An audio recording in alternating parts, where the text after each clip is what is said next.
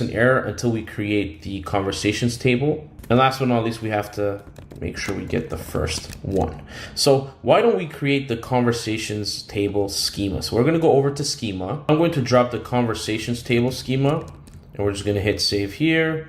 Let that load. Perfect. So we're going to have in our conversations table, we're going to have participant 1, 2, created at, updated at, last message ID. But how can we have last message ID if we don't have our messages table? So we are also going to define our messages table schema. Again, you can paste this part. You can pause the video right here and write this out. And I'm just going to simply explain this is a conversation ID mapping to a specific conversation. This is the sender ID, which is basically specifying who sent the specific message. And then the actual message, right? And then we have different types of message. We're going to be focused on image and text. We're not going to do video, audio, and file, but I just have this here if you want to continue to build off this project. The media URL, reply to, created at, update at, is edited. Again, this is if you want to add editing messages functionality that we will not be adding in this video. And then deleted for if you want to do soft deletes. We're doing hard deletes, so I'm just going to remove this here and remove that, and then we're going to hit save, and our schema should have worked. If we go back to our convex table, we're going to see yes, our messages and our conversations table. And one more schema we're going to add our media schema, and this is basically for images right now. Again, I've added video, audio, and file if you want to continue to build off, but we're going to mainly focus on images. Now, in terms of schema, this is the last time we'll be messing with this file. So we're good to go, and we're ready to build off and finish off our create or get conversations function. So let's continue. So under here, we're going to do an if conditional. If existing conversations if there is a conversation that actually exists, we're just going to return the existing conversation ID, right? We're just going to return that conversation ID. But if that is not the case, what we're going to do is we're going to do const conversation ID await context DB, and we're going to insert a new conversation. So we're going to do conversations, and the data we're passing is going to be as follows. We're going to pass participant 1, which is going to be the current user ID, i.e. me. And then we're going to do participant 2, which is going to be the other user ID, right? There you have it. And then we're going to add created at, which is basically going to be date.now. And then we're going to do updated at, which again, we're going to do date.now. And then that is our conversation ID. And then we're just going to return conversation ID. And we're going to save this here. So this either creates or gets a conversation. Perfect. Now what we want to do is we want to create our sending message function. So let's start off with export const send message. And this is going to be a mutation, right? And we know our arguments by now. We're going to have arguments. And for arguments, we're going to do conversation ID, value ID, and this is going to be from the table conversations. So we're going to get the ID from conversations table, and then we're going to get content, which is going to be a value of string, and then we're going to get the sender ID, which again is a value of string, and then we're going to get type, which is going to be optional, right? And this is for if media is being sent, and this is going to be a union, and we're going to check literal text, and we're going to check for text or image, right? And this is going to help us identify what type of message is being sent. And if I am not mistaken, am I missing a bracket here? What am I missing? Oh, and yeah, that should be it. And then what I'm going to do is right under here, I'm going to have media URL, and this is going to be a value of an optional value, of string. All right, good to go. And then we're going to add our handler, and our handler is going to be an async function. We're going to get the arguments. We're going to make this an arrow function, and this is perfect. So now what we're going to do const sender equals to await. We're going to get the context, and then we're going to query the user's info. I'm just going to copy this line of code right here just so it makes our life easier, and you've already written this out. So we're going to call this sender, and we're going to check user args.sender ID.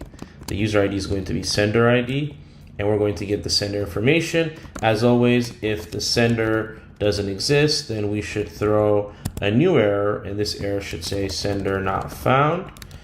Perfect. And now let's create the message. So we're going to do const message ID equals await. We're going to get the context .db.insert. We're going to insert in the messages table. Perfect. And then we're going to pass some information. We're going to pass conversation ID, which is from args, arguments. And we're also going to pass the sender ID, which again is from arguments. Look at that type safety. I love it here. And then we're going to pass the content. And where are we getting content from? And why is sender ID not working? Oh, it's not args.send ID. This is supposed to be sender _ID. Again, type safety never failed me. Let's continue on. We're going to do type. It's going to be args type. But if I don't get anything, we're just going to default it to text, which is what we want to do. And then media URL is going to be args media URL.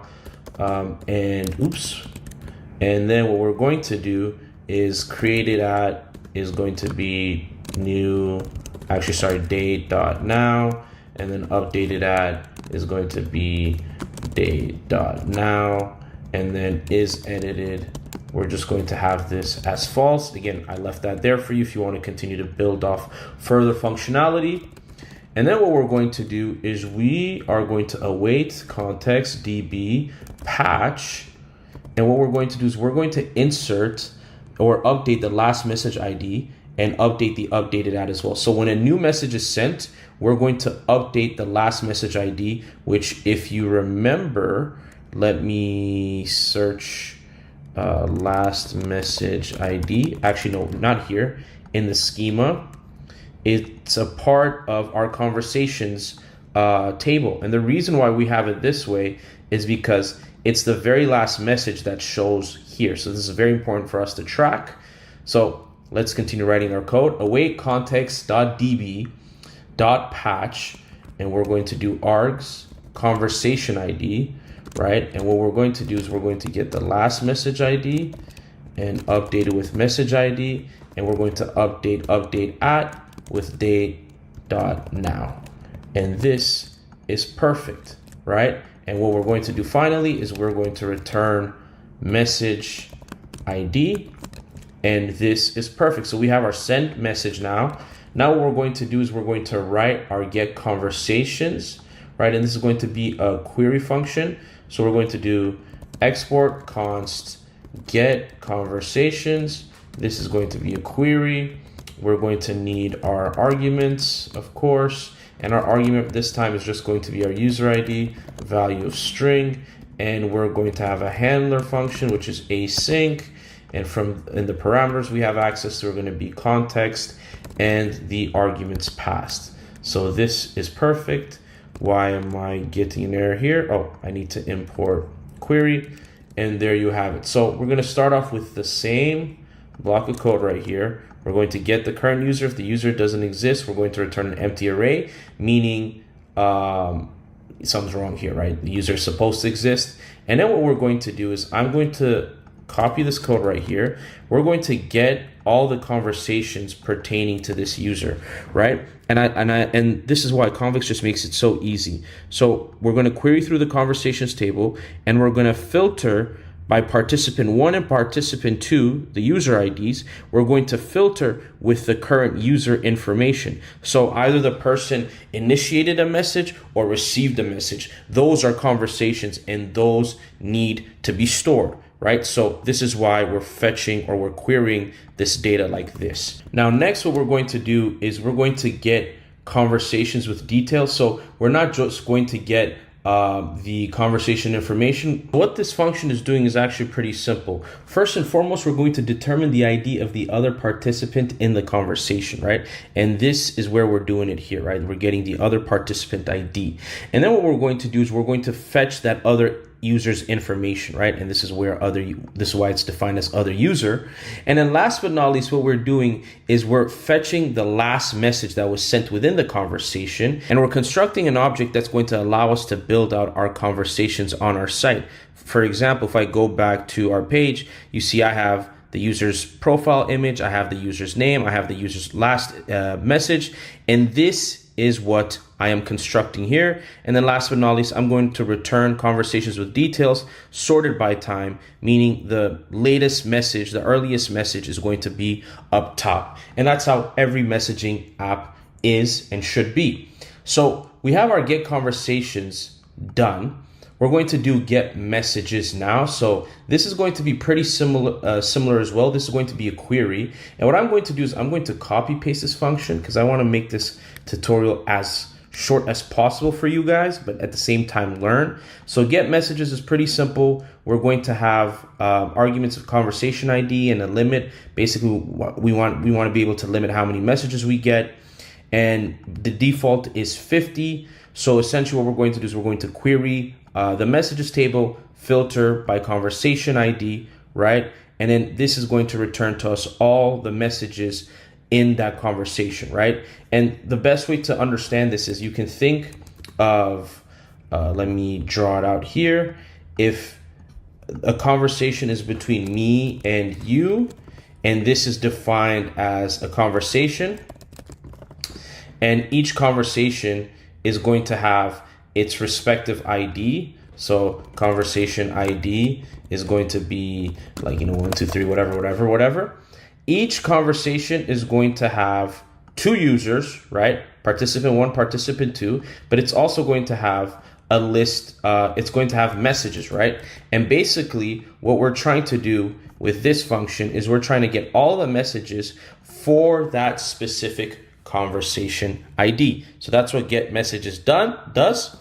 And last but not least, and this is probably one of the simplest ones, and last but not least, this is one of the simple ones to understand by name, but the functionality is pretty interesting. It's delete conversations. And basically the way delete conversations work is we pass the user ID, right? And the conversation ID. So we need to make sure that the person deleting the conversation is a part of that conversation, right? We get the user information, check if they don't exist, and we throw an error. And then we get the conversation to verify ownership, right? Because if you're not part of this conversation, you should not be able to delete it, right? And then again, we verify that this person is a part of the conversation. This is what we're doing here. We get all the messages in the conversation, we query the messages table, and then we delete all the messages, and then we delete the conversation, and you get return success true and deleted messages and message length. So let me make it so that you can pause the video here and write this function out. But it's a pretty simple function. I just want to make sure that this tutorial isn't too long so we can get to building and you can finish this tutorial. But we basically have our conversations, our chat API completely done. We have all our functions done. Now what we're going to do is we're going to enrich our sidebar with conversations, and we're going to make that work.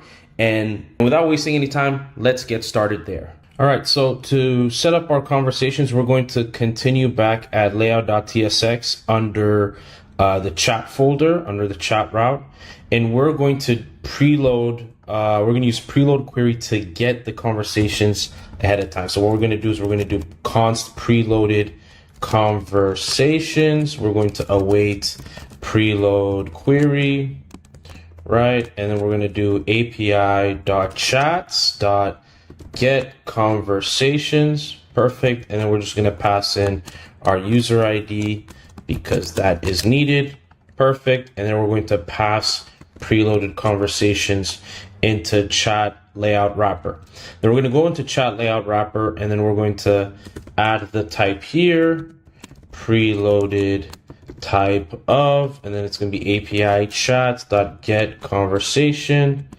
I believe that is it right there. Get conversation. Perfect.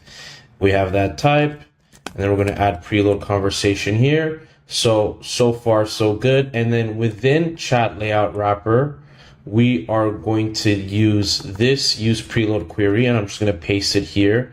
and we're going to name this conversations, and we're going to pass preloaded conversations. So now we have our conversations. This is excellent. And what we're also going to do is we're going to pass in preloaded conversations here within the sidebar. Let's do that. And what we're going to do is we're going to add another check here that if conversations is undefined, then this loading state should fire. Perfect. And now let's enter sidebar. And we're going to do the same thing here again. I'm just going to copy this type, paste it here, and then I'm just going to copy preloaded conversations, paste it here, and then we're going to do the same thing. I'm just going to copy this code right here and paste it here. So now we have our conversations. Let me save my layout.tsx. We have our conversations within the sidebar. Now we can actually render out our conversations. So we're going to work on filtered conversations. I'm going to change this to const. I'm going to remove the type, the any type. And what I'm going to do is I'm going to use memo. We're going to memoize this, and we are going to write our function out. So what we're going to do here is we're going to say if search query is empty, if no search query exists, then we're going to do just return conversations. Let me make sure use memo is properly imported, and let me save this. Yeah, so if we have no search query, we're just going to return the list of conversations, meaning if I go back, if I go back here, there is no search query, so it's just listing out the conversations.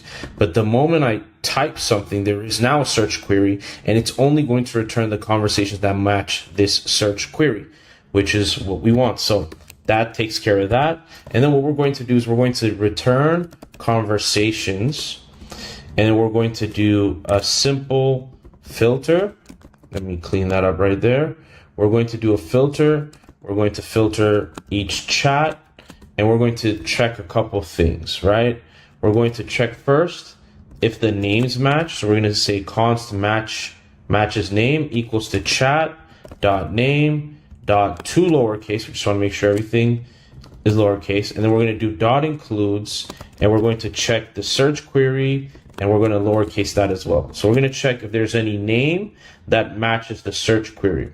And then we're going to check if it matches the message, right? So we're going to do chat, last message, to lowercase again, and we're going to check if this matches the search query, and we're going to lowercase this as well. And then what we're going to do is we're going to return either results, matches name, or matches messages. Perfect.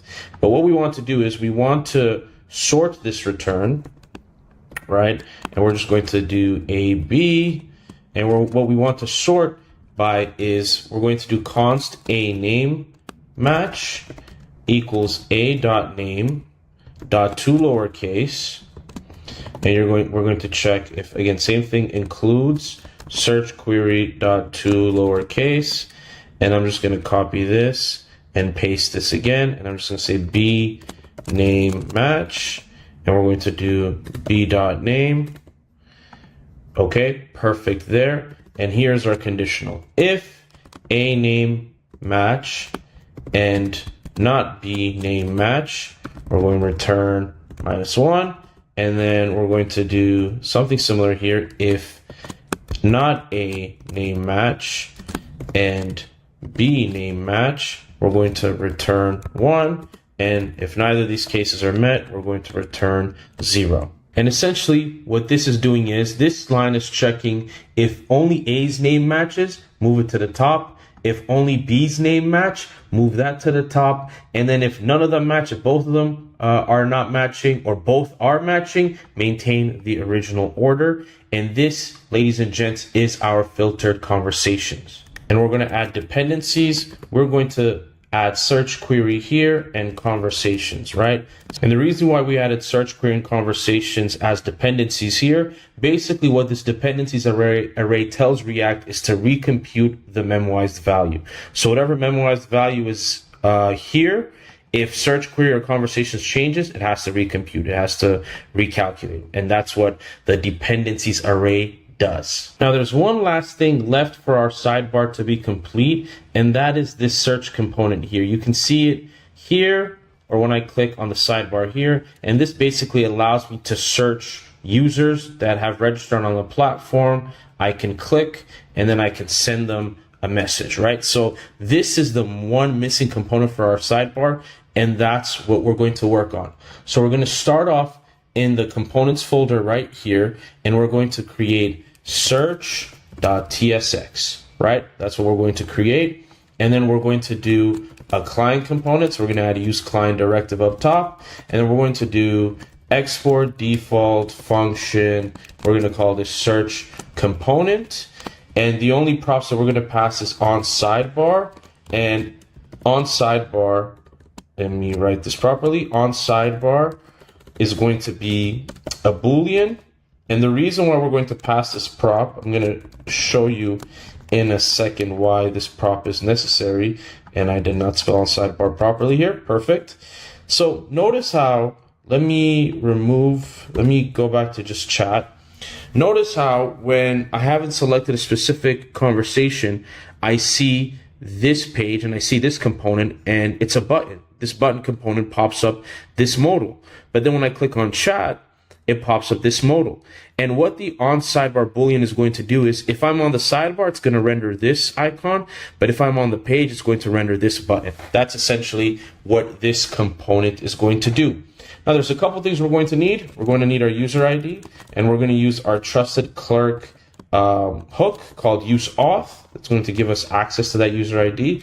We're going to need some state for the search term. We need to track the search term, right? The term that's been searched. And we're going to do use state. Type's going to be string, and the default type is going to be an empty string. And we're also going to do the same thing here. We're going to do debounced term, and I'll explain to you what debouncing is in a second. Debounced term, right? Perfect. And we're going to do is open. We're going to track is open, and this is for the dialog or the modal, whatever you want to call it. Set is open, and this is going to be Boolean. So we're just going to set this to false. Perfect. And we're going to use transition, and with that we're going to get is pending, and we're going to get start transition, and this is going to be equal to use transition. And this is from React. Make sure that's imported. Perfect. And then last but not least, we're going to do our const router, use router, and as always, make sure you get this from navigation. So we have all the React Next.js Clerk stuff that we need. First things first, we're going to realize that it's important to realize that when I click this and I search someone and I click on their name, I just created a conversation. So this is where we're going to have a mutation called create conversation, and we're going to use the use mutation hook, and we're going to do api.chats. I wonder what's going to help me create a conversation. Let's see, after importing API, what functions I have available. If I click on dot, I'm going to be using create or get conversations, right? Perfect. And then what I'm going to do is I'm going to do const debounced search equals to use callback. Okay, I'm just going to use that template right there, clear this out. Use callback. And what we're going to do is we're going to do debounce, and we're going to do term, type is string, and there's a function here. We're going to use start transition, and within start transition, we're going to have another function, and we're going to set debounce term to the term, and then we're going to add 300 here. Now, I'm going to have to import use callback, which is from React, and then debounce is actually an external function that I have to install and import. In order for me to use debounce, I need to install Lodash. So I'm just going to copy this right here. But wait a minute, I'm using bun. So what I'm going to do, I'm just going to do bun install Lodash. And if I hit save and I want to import, I still don't see it. I'm just going to manually import this here. You're going to do import debounce from Lodash/debounce. And basically it just needs me to install the types. So I'm going to do bun install, paste that.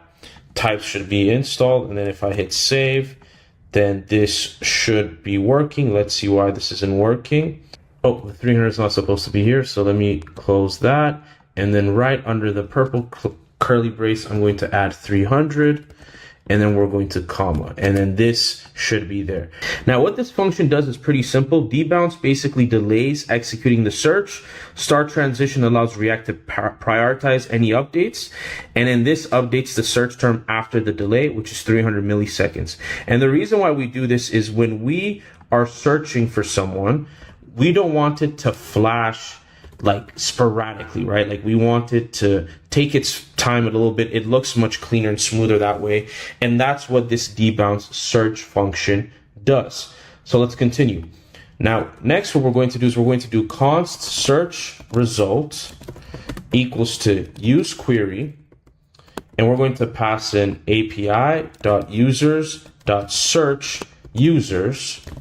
And we're going to pass the search term, right? And where we get the search term from, we get it from debounce search function, which has this state, and this state is debounce term. Perfect.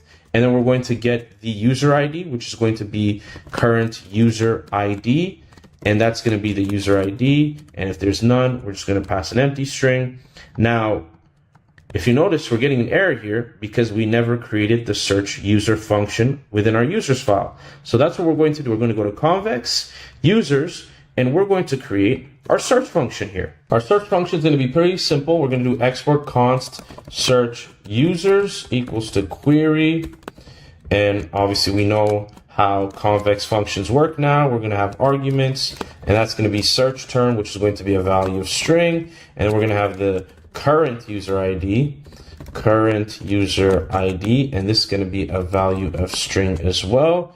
And we're also going to have a handler function that's going to get context and arguments, but we're going to make this async, and we're going to make it an arrow function.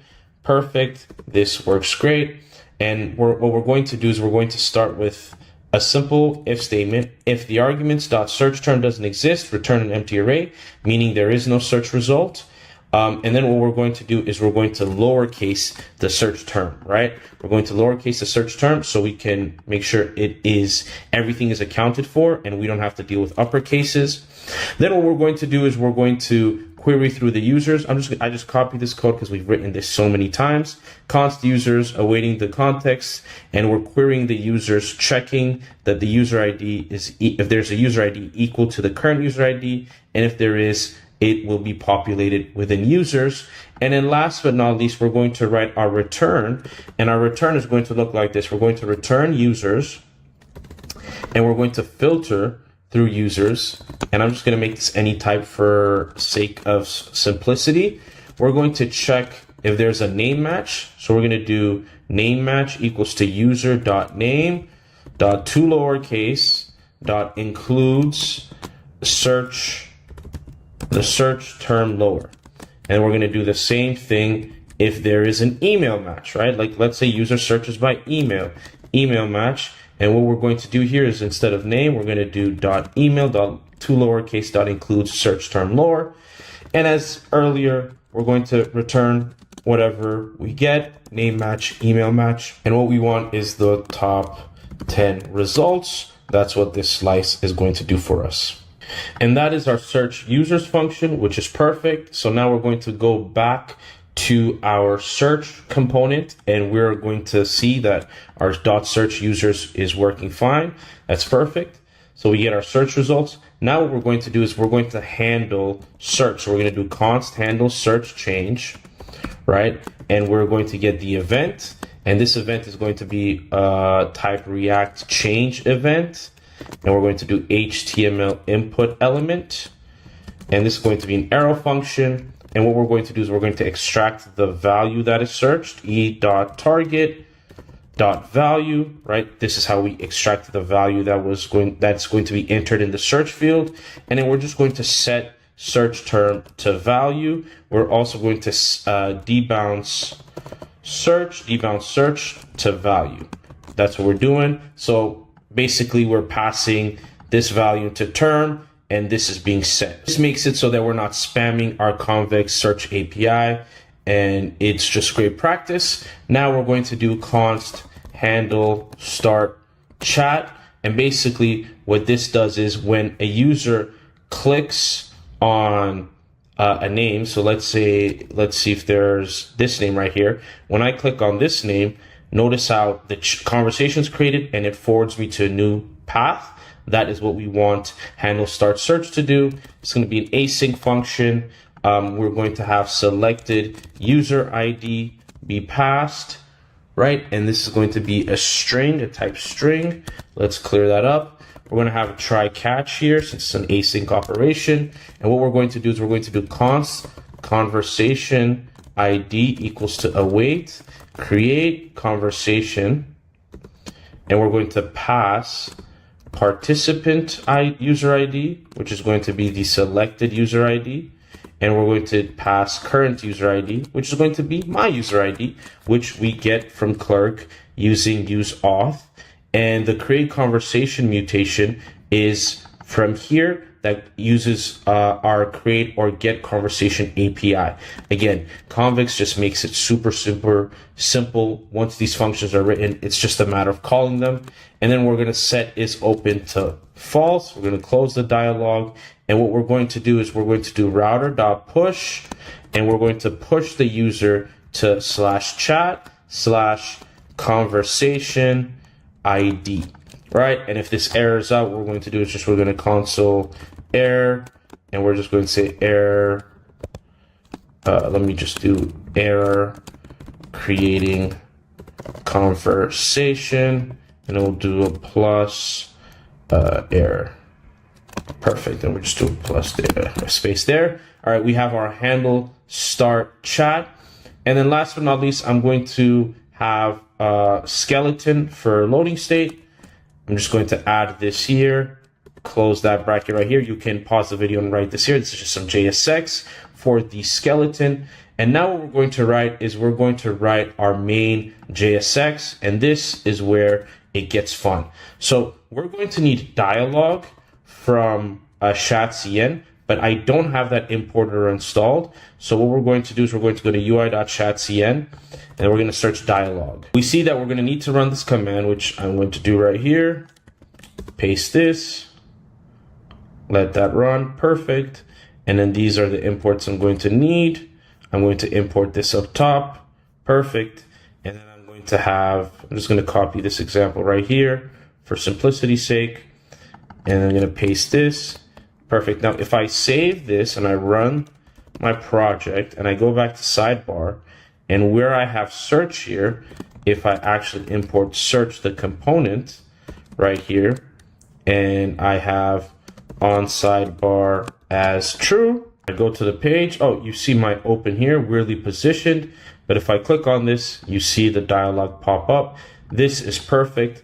Now let's fix this search component and let's make it so that it is right next here in the same line as the profile button and as the icon that when clicked on brings up the logout drop down. So let's start writing some JSX. So we're going to start with the dialog. We're going to add a prop open, and we're going to have to set this to is open, and then we're going to do on open change. We're going to set is open, and basically this allows us to control the opening and the closing of the dialog however we want it. And then we're going to make the dialog trigger as child, and the reason why we're going to have a button in between the dialog triggers. And when you do that and you don't have as child, it causes a hydration error, so we want to avoid that. And then what I'm going to do is I'm going to check if this is on sidebar. If this is on sidebar, then I want to return a button, and this button is going to have message square more. That's an icon from Lucid Reacts, and this icon is going to have a class name of width 5 and height 5, and we're going to import this button. Perfect. And we're going to customize this button a little bit. This is going to be a variant of ghost, and this is going to be a size of icon. Perfect. So we have that done. And then if it's not on a sidebar, what we're going to do is we're going to have a div, and this div is going to have a class name of margin top 5. And this is also going to be a button. but the button is going to have text instead, and it's going to say bother somebody. Save. And we're going to have a class name where we're going to add background custom color 00A884. We're going to have a hover background with a custom color again 02906F. And we're going to have a text color of hashtag 111B21. All right, we're going to hit save there. And then if I go to my localhost, I should see my search here. Now, I don't want my search positioned here. I want it here. So what that means is if I go back to my sidebar and I go to where is my search component, the search component is not supposed to be here. It's actually supposed to be here. So if I hit save here, then you'll see my search component pop up right there. And this, ladies and gents, is supposed to be your standard search icon. So let me just bring that back. Let me just double check. Yeah, it's search. And then the class name is going to be height 5, width 5. And then we have a custom text color. And we're going to add that 869680. And we're going to save that. That's perfect. And if we go back here, look, it's already starting to look really, really good. We have our search there. And next, what we're going to do is the dialog title. It's going to be no title, but we're going to leave this tag here because, again, when you remove it, it causes a hydration error, and we don't want that. So let's go and remove this as well. And we're going to do some reordering, actually. We're going to move dialog title out of dialog content. We're going to move dialog header, and dialog contents where we're going to do some work. So I'm going to add a class name here. We're going to do width full. Max width is going to be 380 pixels, right? We're going to make sure that there's no padding, padding 0. We're going to add a custom background color and a border color. I'm just going to paste these here, and you can pause the video and type these out. So that's our dialog content right there. And what I'm going to do is I'm going to add dialog header, just so you can see what I'm doing here. And then we're going to do a class name of padding 0. And what we're going to do is we're going to create the header of the search. And basically what we're going to do is, let me show you an example. This right here, that's what we're going to work on. So we're going to do a div, class name, background. We're going to do a custom color 202C33. Perfect.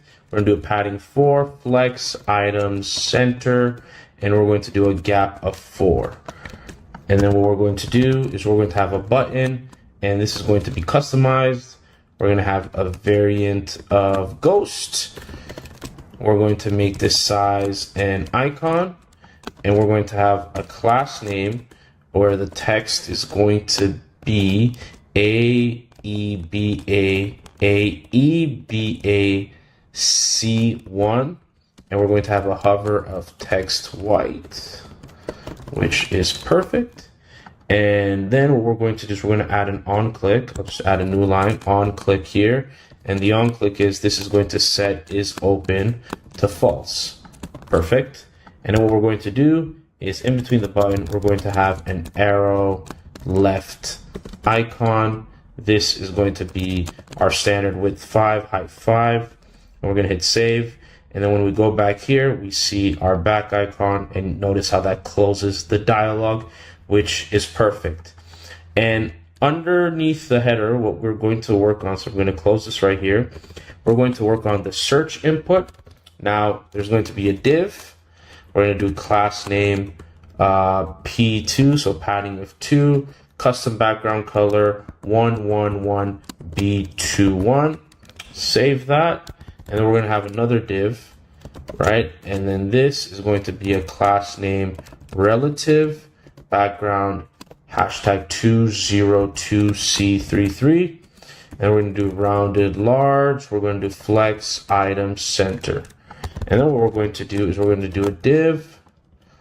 We're going to do class name, padding at PL4, PR2, and PY2. This is for design and aesthetic purposes. And then we're going to have the search Lucid React icon, class name, width 5, height 5, text. I'm just going to copy this. I'm going to copy this text color here, and that is perfect. We're going to close this, and underneath this div, we're going to have our input, and this is going to be self-closing. And in this input, we're going to have value be search term, and we're going to have on change be handle search change, and then we're going to have placeholder be search contacts, and then we're going to have a class name. We're going to make this pretty. We're going to do width full, background transparent. We're going to do border none. We're going to do text custom color E9EDEF, and we're going to do placeholder. The text for that, the text color for that is going to be different, and we're going to do 869680, and we're going to have focus outline. I spelled focus wrong. Outline none, and we're going to do padding of Y2 and text dash base, and we hit save. And then if we go back to our search, look at that. Look how good that is coming. All right, so we have our search done, and now we're just going to render the results, right? So we're going to render the results with a fixed height container so it doesn't flood the entire page. That's what we want to see. So what we're going to do div, and we're going to do class name overflow y auto. We're going to do max height of 400 pixels, and then we're going to have a min height of 300 pixels, right? So just limiting the height, and then we're going to check is pending. Remember, we got is pending from the start transition, from use transition. So is pending, if it's true, what we're going to do is we're going to show off our skeletons. And remember, the skeleton we have up here, skeleton item, this right here. And then we're just going to have a couple of these. So I'm just going to do 1, 2, 3. Yeah, 3 should be enough. And if it's not pending, then let's render the search results, right? That's what we want to do. Let me just clean that. And what we're going to do is we're going to render the search results. So we're going to do search results, and why am I getting an error? Let's see if I search result. Did I spell it wrong? Yeah, it's supposed to be search results.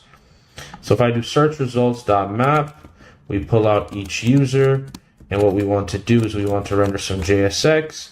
Now we're going to have a key because this is a map, user.user ID. The user ID can be a key because it is unique. There's no duplicated user IDs. And then on click, we're going to have a handle handle start chat, and then we're going to pass the user.user ID, meaning when someone clicks on the chat, on the conversation, it should start a new chat. And if we go to handle start chat, remember, creates the conversation, closes the dialogue, and then routes me to the correct path, which is exactly what I want.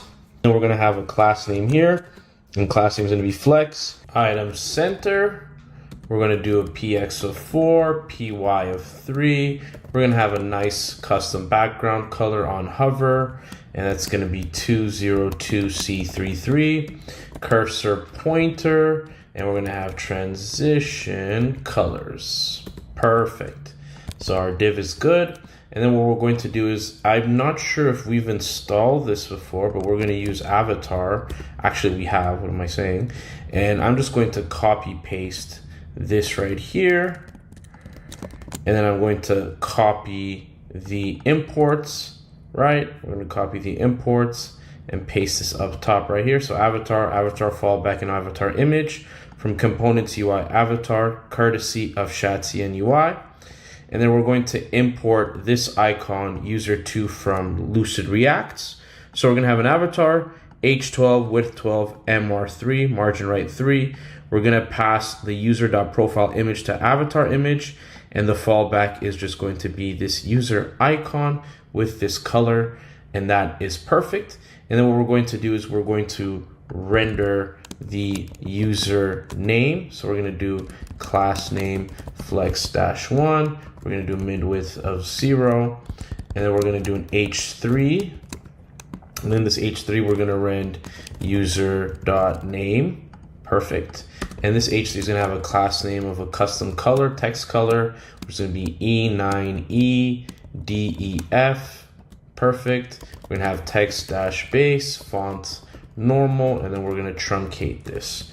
That is our h3. And that is pretty much it for search, I believe. And we're also going to have to add, I forgot, we're going to have to add a case where if the search result, we're going to do search result dot lengths. If it's equal to 0, meaning there were no search results returned, and we're going to do debounce term. Basically what we want to render is a div that's going to say no contacts found. And basically we're going to want a class name. We're going to style this a little bit. We want a P4, padding 4, text center, and we want the custom text color 8696A0, and that should save. And then last but not least, we're going to have one more conditional where if there is no debounce term, we're going to render the following p tag. We're going to have a div, and underneath the div, we're going to have a p tag that's going to say search for users to start a new chat. The p tag class name is going to be text custom color. It's going to be the same color here. So I'm just going to copy this, and then we're going to have text small.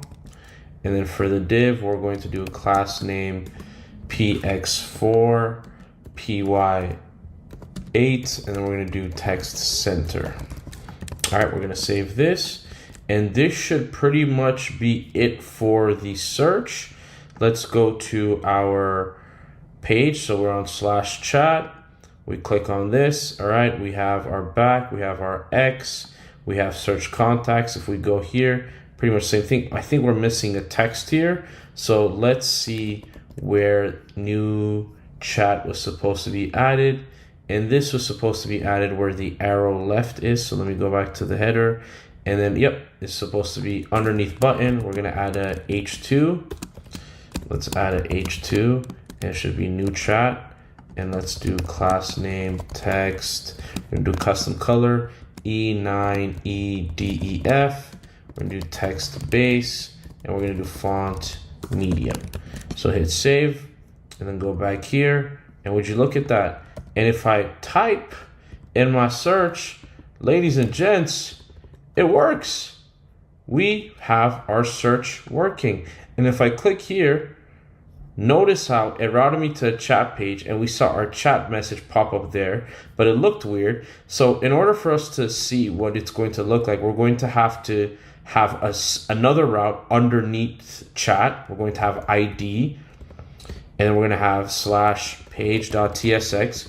Basically what we're doing is we have an ID folder, and then we have page.tsx, and we're just going to do export default function. We're just going to call this page, and then we're just going to return page. We're just going to hit save here, and now when we refresh, we see page here, and then we see our conversation loaded here. Now this isn't rendered properly, so what we're going to do is we're going to go back to our we're going to go to layout. Sorry, we're going to go to chat, then sidebar, and then in sidebar, this is supposed to be this avatar right here. So let's see why this is not being rendered properly.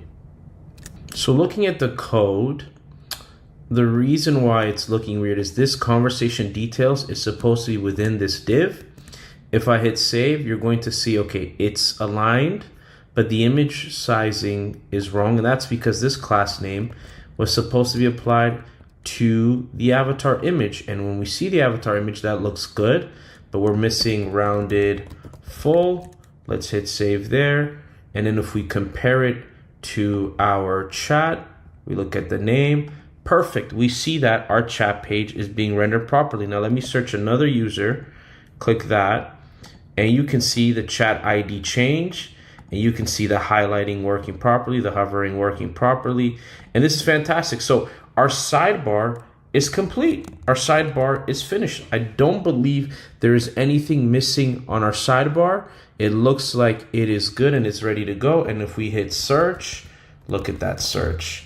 That is perfect. So now what we're going to do is we're going to start working on the chat page, meaning this content right here, this content being rendered here. And in this case, it should be rendering the messages between for this conversation ID, or if let's say we are on just /chat, it should render a page telling us to browse and to bother somebody. So this right here, and that's what we're going to be working on next. Let's get started.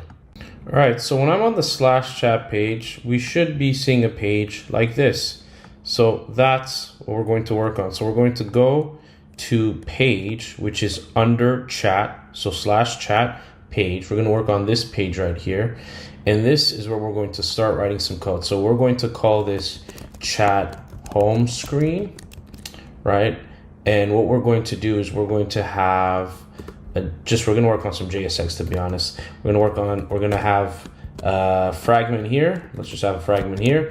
Then we're going to have a div, and this div is going to be class name flex1, flex column, item center, justify center. We're going to have a custom background color of 222E35, and we're going to center the text. So we're going to do text center, and then we're going to have another div, and this div is going to be class name max width medium, and we're going to have a space Y2. Perfect. We're going to save that, and then we're going to have a laptop Lucid React icon, and in here we're going to have class name width 72, height 72, MX auto.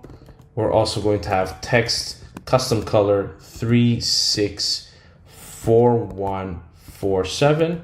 That's perfect. All right, and then let's do an H2, and this H2 is going to say not WhatsApp, because this is the not WhatsApp app.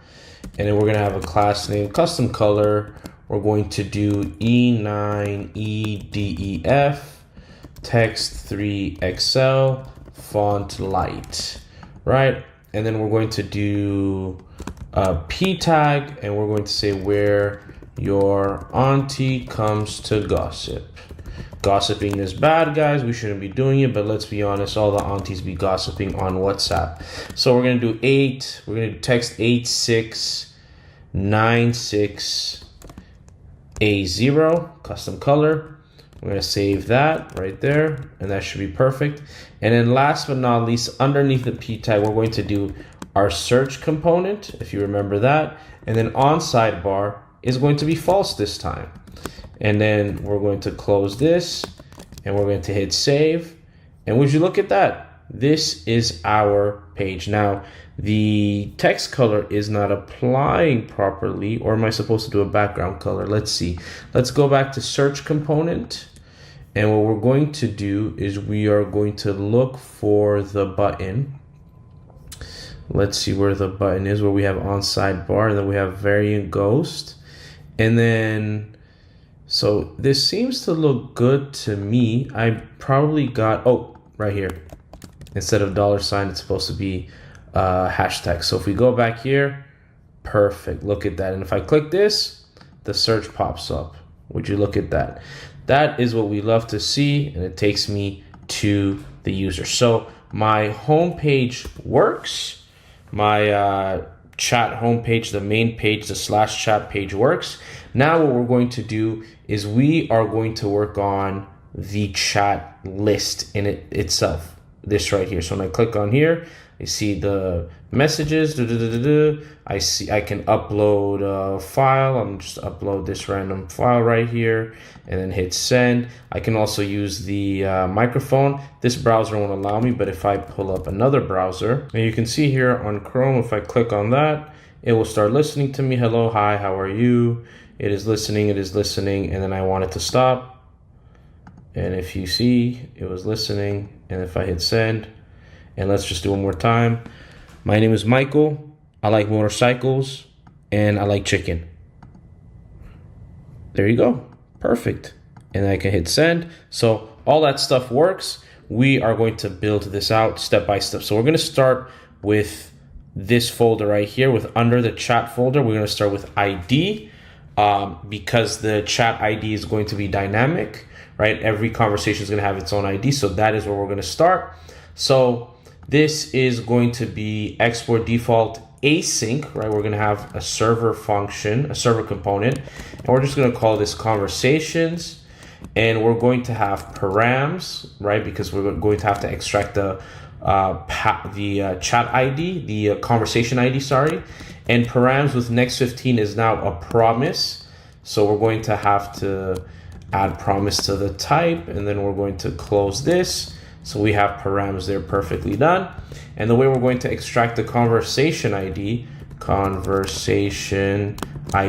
is we're going to have to await params and then get the ID. And then now we have the conversation ID. We're going to get user ID from auth, but we have to await it. And auth is from clerk.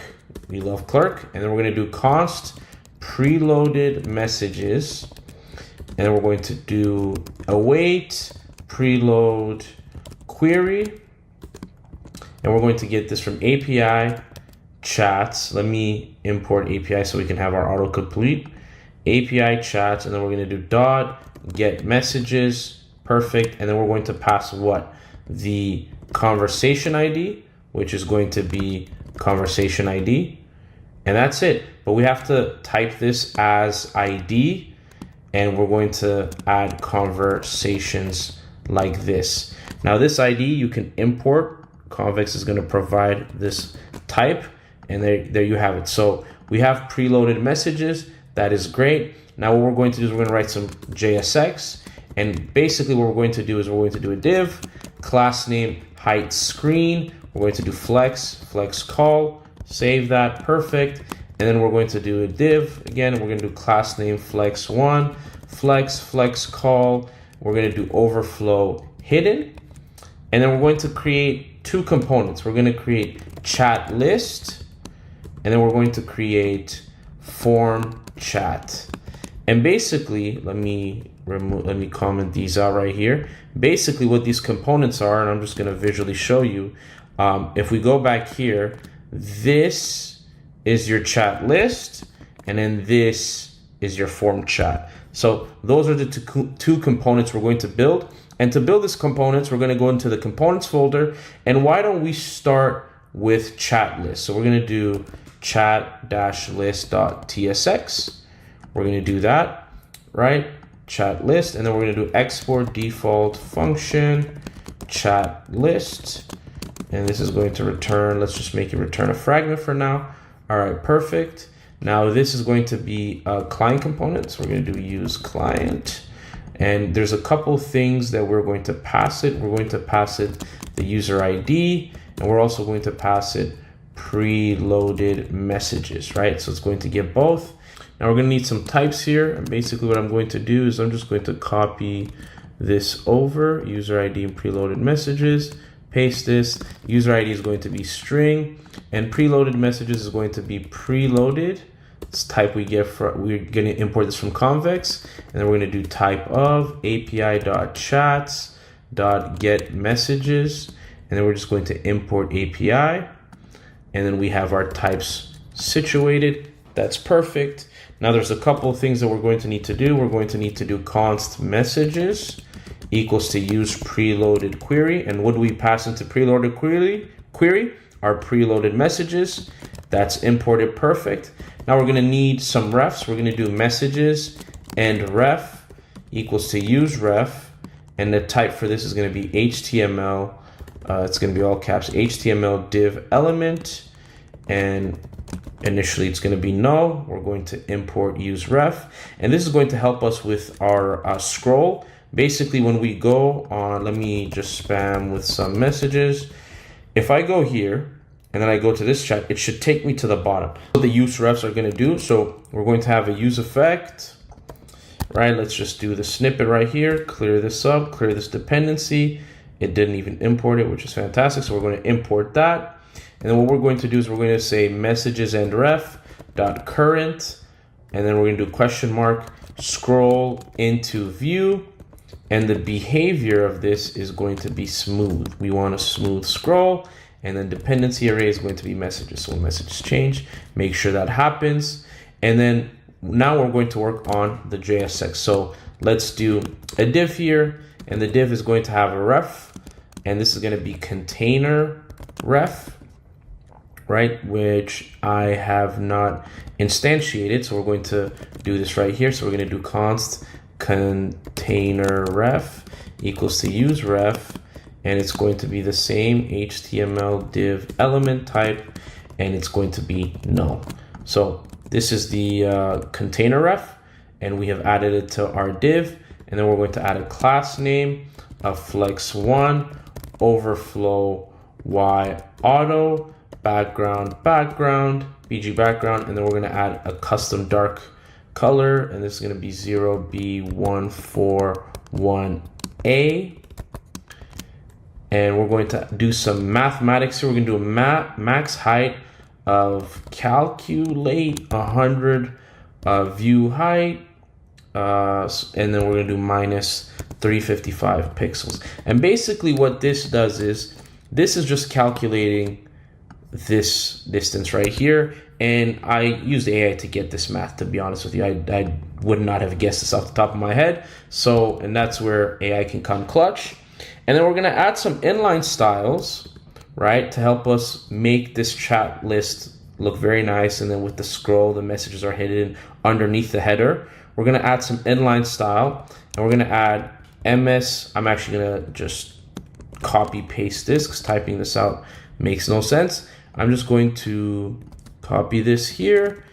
So MS overflow style none, scroll bar width none, WebKit overflow scrolling touch, right? So this makes it so that it works for every browser, because I think with Safari and Firefox, like these things, this had to be implemented for this to work, and that's why this is there. And then underneath this div, we're going to have another div. We're going to have a class name p4 min height full, right? We want to have full screen, and then flex call space y4. Perfect.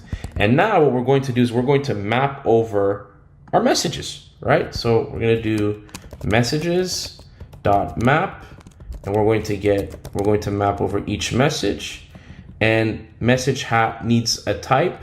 And what I'm going to do is I'm just going to copy paste this interface, and you can pause the video and type this out right here.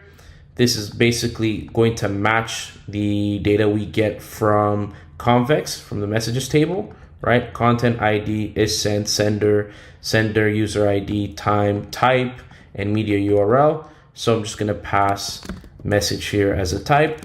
So we're going to add our arrow and then our curly braces, and we're going to say const is my message. Basically check if the person logged in is the one who sent the message. So we're going to do message dot sender underscore user ID equals user ID, right? So this is going to be true or false based on this condition, and we're going to return some JSX based on this condition. So here we're going to have a div, and because this is a map, we're going to obviously have to have a key, and the key is going to be a message.id because each message ID is going to be unique. And we're also going to have a class name. This one's going to be written differently. We're going to have flex, and then we're going to check, is my message true? If it is, then we're going to have justify end. But if it's not, we're going to have justify start. Basically, if it's me who sent the message, on the right side, if it's not me, on the left side, which is how all messaging platforms are, at least here in the West, right? So we have that perfectly done. Underneath, we're going to have another div, right? And then this is going to have a closing div, and we're going to have a class name here. This is going to have some conditions as well. We're going to have rounded large, padding 3, max width extra small. For the largest screen, it's going to be max width medium. And then we're going to check if is my message is true. If it is, background needs to be primary, right? Background needs to be primary. And then the dark color is going to be a custom color. I'm just going to copy that. Let me just paste this here. It's going to be a custom color and text primary foreground, and then we're going to have a semicolon here. This does not need to be there.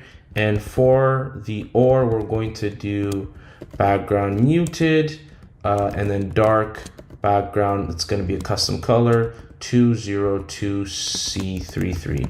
Then we're going to hit save, and this is good. And then underneath this div, we're going to have a conditional is not is my message, sorry, not is my message. And if that's the case, then render this p tag, and then we're going to render message.sender, right? And then this p tag is going to have a class name of text small, actually extra small, sorry. The dark, for dark, it's going to be text white, text muted foreground, and then we're going to have a margin bottom 1. Perfect. This is good. And then we're going to have another conditional, and it's going to be message type. If this is equal to image, right, we are going to render that image. So we're going to have a div. We're going to have closing div as well.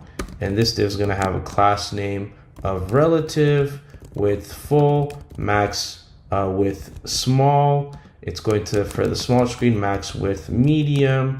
And for the medium screen, it's going to be max with large. And then for the larger screen, it's going to be max with extra large. And then for the extra large screen, it's going to be max with 2XL, right? And this is, oops, didn't have to have space there. And then within this div, there's going to be another div.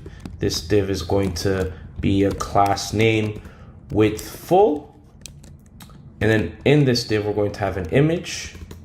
This is going to be self-closing. And what we're going to do is we're going to render the message.media URL. We're going to render an alt message. We're just going to say message content. And then we're going to have a class name of width full, height auto, max height 300 pixels, object contain, rounded large. And then we're going to do some science with the image size. Just copy that, pause the video and write that down. It's going to handle the sizes. And then we're going to do an onload. And an onload, we're going to do endref.current.scroll into view. The behavior, we want all scroll behavior to be what? Smooth. All right. And that's save right there. And we have to handle if the type is not image, what are we going to do? We're just going to render the message content. Perfect. And then we're going to add a class name, text small, dark text white, break words, and then it's going to be white space pre-wrap. Save that. And then underneath this, we're going to have a p tag, and we're going to render the message.time. And the p tag class name is going to be text right, text extra small, text muted foreground, and margin top 1. We're going to hit save there. And underneath all this, we're going to have a div, self-closing, and this is going to have a ref, and the ref is going to be messages and ref. All right, we're going to save this, and we're going to go to our app. And if I click on this chat, I see my chat list, but I don't have any messages, and I don't have a header, and I don't have a form to send messages. So wait, I didn't even import it. So let's make sure that this is imported, and then we pass preloaded messages. And I believe we also have to pass the user ID, which we get. User ID passed. Okay, so we have our chat list code done. Now, remember, we imported chat list. We now need our form chat component. So I'm just gonna uncomment this, and I'm going to create a new component, form.tsx. We're going to do export default function form chat, and we're just going to return a fragment, hit save there. And I just want this to be imported and we're good. Now let's start working on our form chat component. So first thing is we're going to need the conversation ID, right? And this conversation ID, the type is going to be string. So that's pretty simple right there. We're also going to need our user ID. I forgot about that. Let's add user ID. Perfect, right? And if we didn't pass it as props, we can also get user ID from useAuth, which is pretty cool. And then what we're going to do is we're going to pass user ID to form chat, and we're also going to get the conversation ID and pass that as well at the exclamation mark at the end of user ID, and we're good to go. So now we're going to need to use React hook form to do our form chat form. And I believe if you're not familiar with React hook form, we've used it previously in this video. It's pretty simple to set up. I'm just going to copy this import right here because I already have the package installed. So copy that.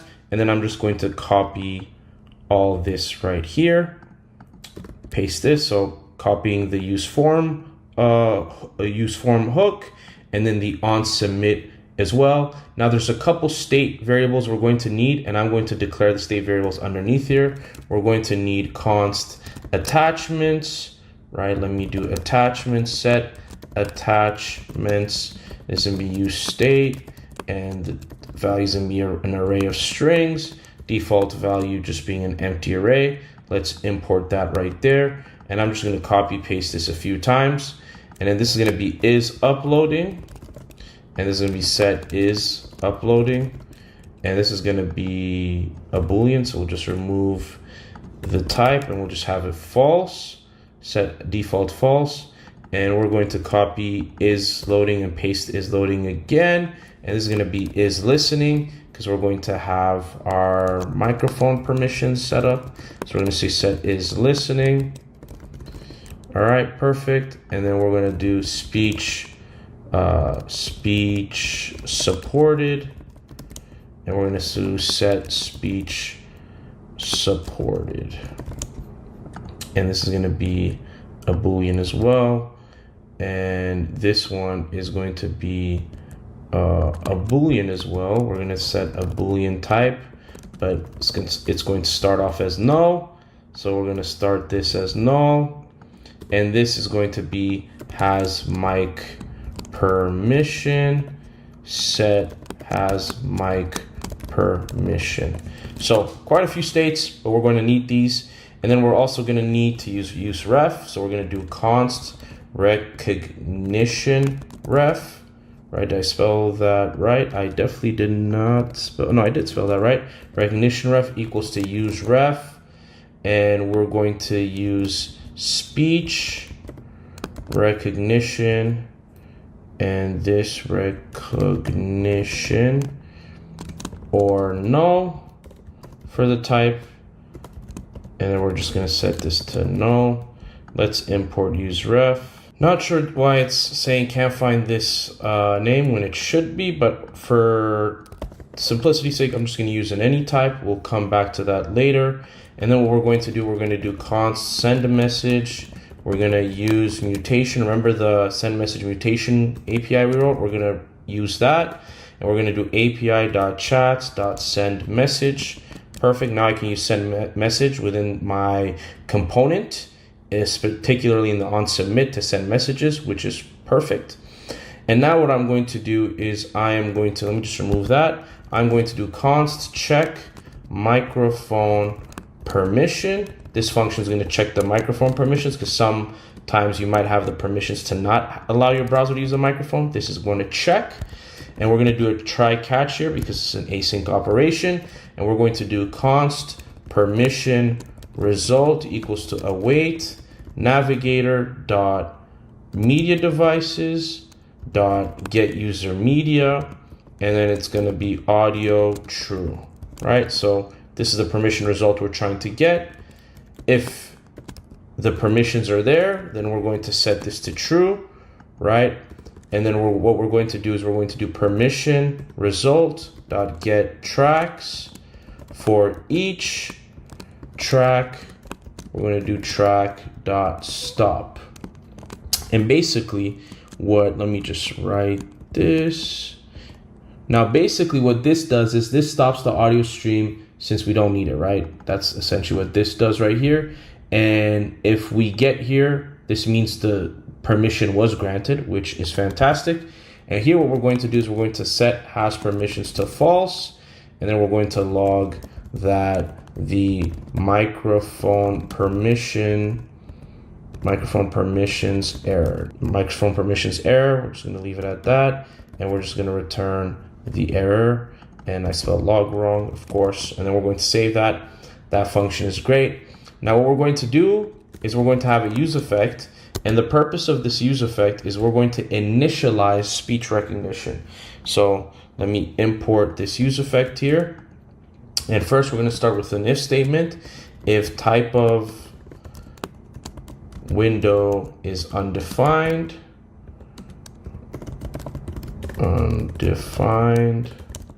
then run this. So what we're going to do now is why is type, it's not capital O, it's a small o, so we're going to do that. Perfect. So first thing we're going to do is we're going to do const speech recognition. Speech recognition, let me make sure this is spelled right. Speech recognition equals window dot speech recognition or window dot webkit speech recognition. So I'm just going to copy paste this just to make sure all the spellings are correct. Okay, and then we're going to do underneath it const, we're going to do if speech recognition right here. We're going to run the following. So first we're going to say set speech supported to true, and then we're going to do recognition.ref.current equals to new speech recognition. Perfect. So far so good. Then we're going to do const recognition equals to, we're going to make this equal to recognition.ref.current. Perfect. And then we're going to do recognition.continuous equal true. We're going to do recognition.interim results equal true.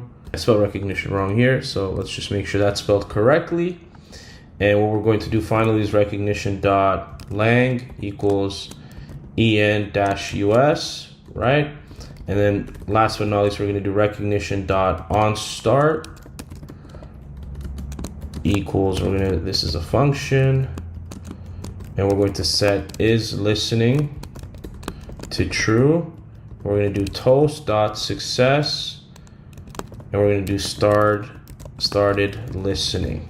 So toast is something that we're going to have to import from Chatcn UI. So we're going to go to Sonar. I use Sonar instead of toast. Sonar just looks cleaner. So like you can see like how clean that animation is. And to set this up, we have to obviously install Sonar. So let's make sure that's done. Checking the registry. Okay. Sonar has been installed. And then I have to add this to my main layout right here. So I'm going to go to the main layout. No, even more main than this. And then I'm going to import Toaster, and Toaster is going to be underneath the children. And I'm going to save that, and then that's going to be good. And then now I just need to import Toast from Sonar.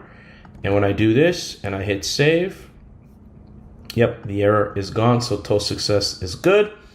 And then underneath here, we're going to do recognition.onResult equals, we're going to have the event, and this is we're going to do a couple things here. We're going to do const current equals to event dot result index, and then we're going to do the get the transcript, event dot results.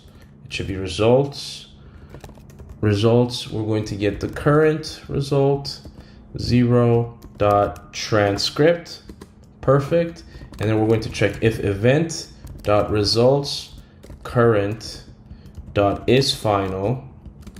If this statement is true, then we're going to set value to message, and we're also going to add current message plus transcript plus some space. And I forgot to instantiate current message, so what we're going to do is current message is going to equal to watch message, and if there's nothing here, it's just going to be empty string. And set value is going to come from the use form hook. I'm just going to import this here, add this to in there, and then add a comma so it doesn't error out. And set value is good. So far so good. Let's keep on going.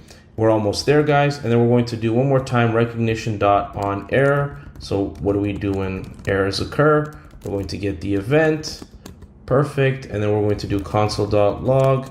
There was a speech recognition error, and we're just going to render the event.error. Perfect.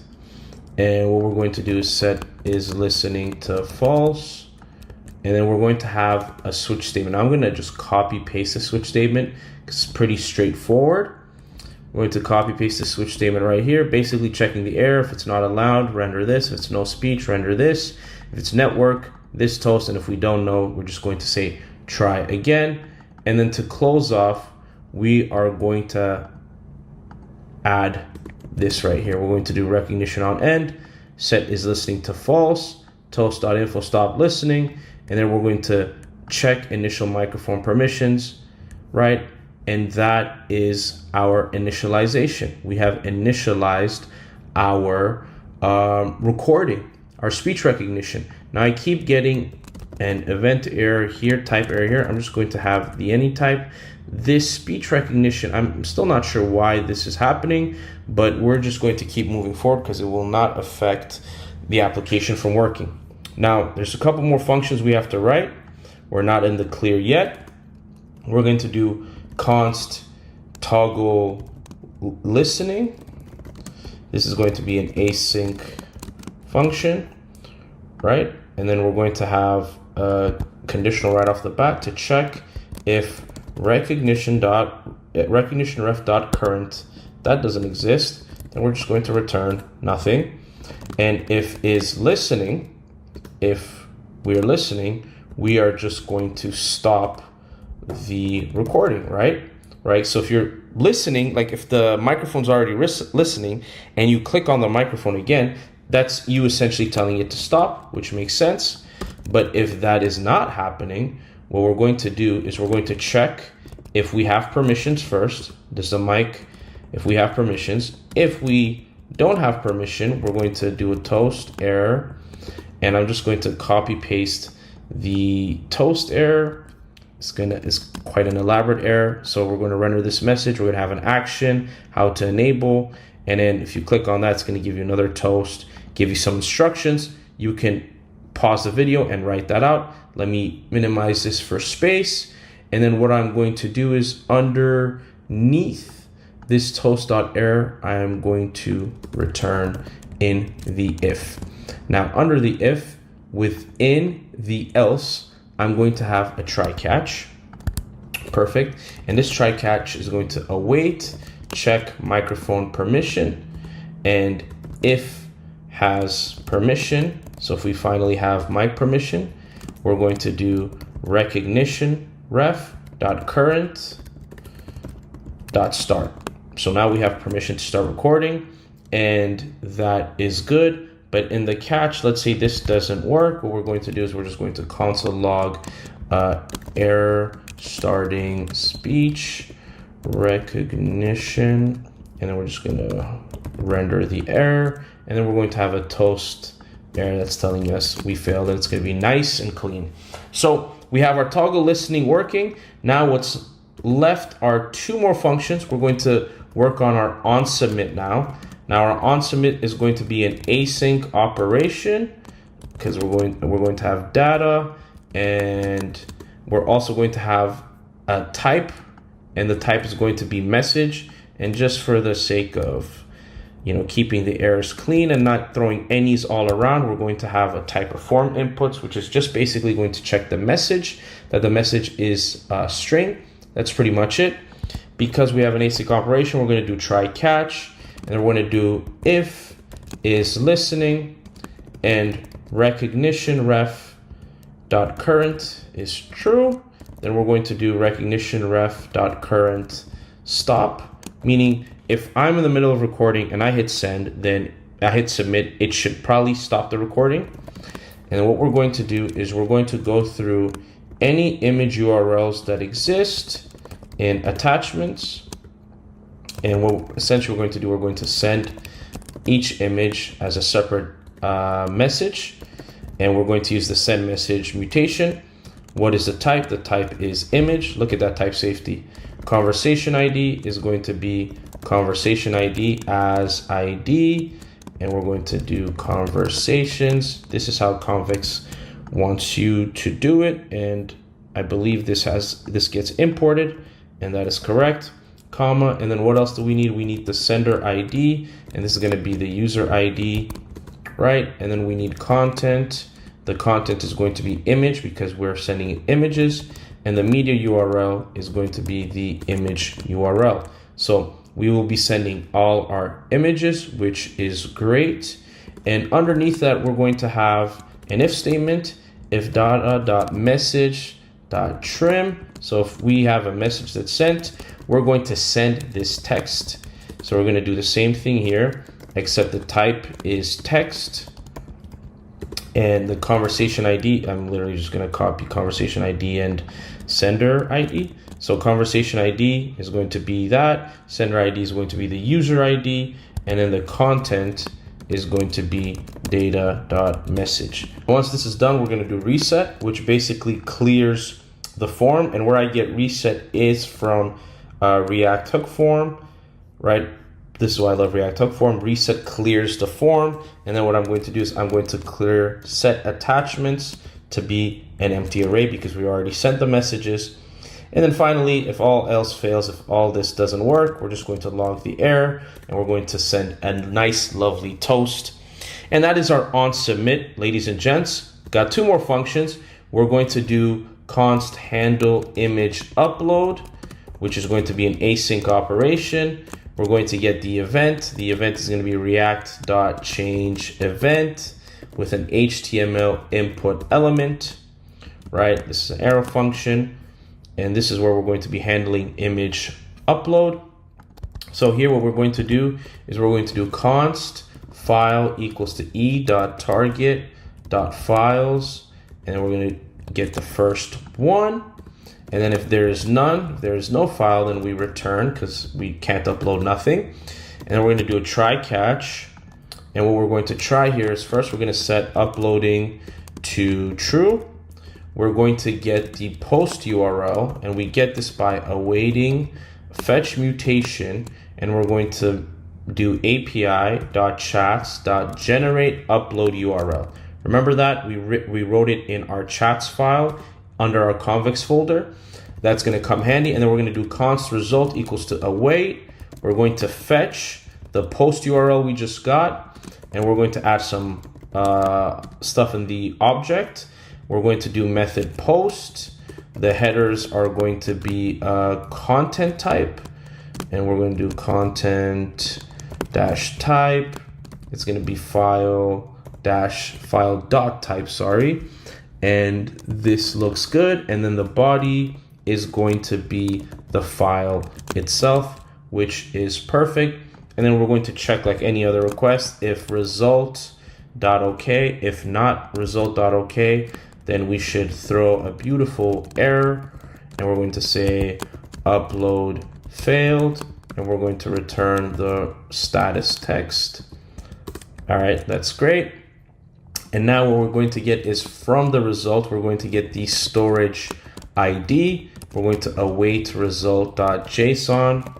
So from the result, from the JSON, we're going to get the storage ID.